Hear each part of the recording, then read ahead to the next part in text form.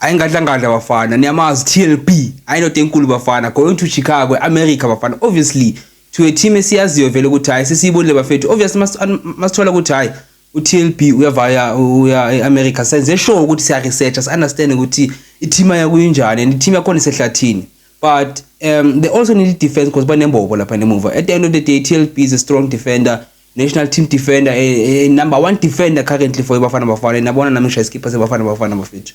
So I think him going there will make a huge difference for Chicago Fire.